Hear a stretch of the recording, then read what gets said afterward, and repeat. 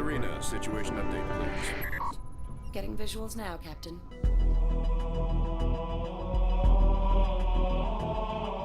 When you play the original Halo games, an explosion takes up the whole screen. So I'm going to kill a fast-moving purple thing, and it will come at me and die. In Halo Wars, it's going to be a view from 40 feet up, so it's not going to be one explosion, it's going to be 20.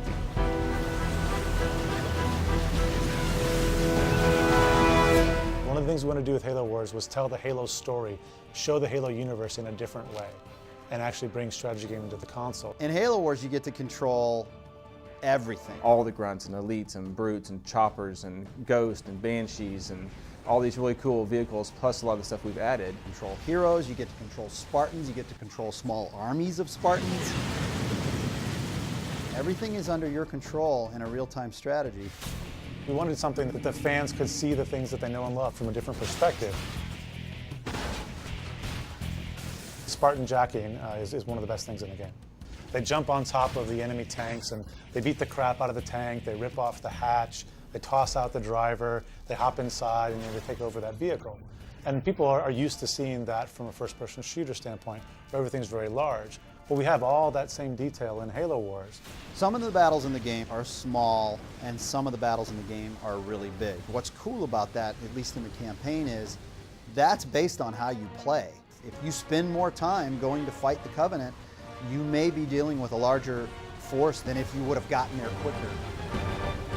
And you get those choices, which is again the hallmark of a strategy game. How do I want to build my army out? And by the end, you've got 12 or 15 Scorpion tanks rolling across the landscape, or you could have 40 or 50 Marines. And it's really kind of your choice. It is a game more focused about combat, which is certainly what the Halo fans will expect. People want to blow stuff up, myself included.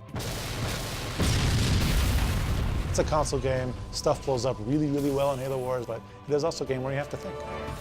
The new part of this game is, for a lot of people, is actually playing an RTS. In the FPS games, you're just using one single weapon and you one single tactic. In our game, you actually have to employ multiple strategies on the screen at the same time. You're the general, training units and using those units to accomplish the mission.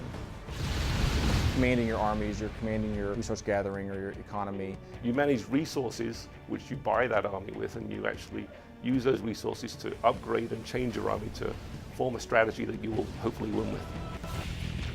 There's a lot of different definitions for armies, right? There's like a teched out army, which is maybe not as big an army, but you've spent a lot more of your resources on technologies and things like that, so it's a very powerful army. And that actually kind of maps into Halo Wars really well, because in our game, the UNSC, the humans, they're the regimented army.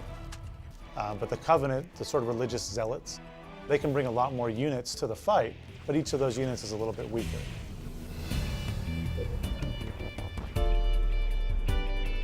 Halo Wars is a game about bases. It's a strategy game. I have to have a good base of operations, otherwise I can't field a very good army. You start with just one unit or a base, and by the end of the game, you've got an army of 240 infantry or 5 Scorpion tanks. Or choose to upgrade them and make your current Scorpions even better. It's a lot of fun to be able to do that.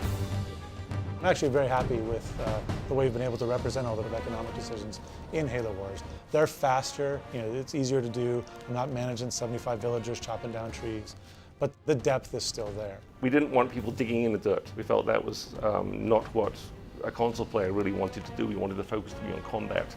It's quick, it's easy to play, but it's very simple. I bounce back to my town, I get the supply pad upgrade, I'm back to the fight. It's just that long scale look at the actual war. It's not 1v many, it's many v many. It's a fast-paced game. It's an adrenaline rush from the word go, but it has that strategy aspect to it that people haven't seen in the Halo universe before.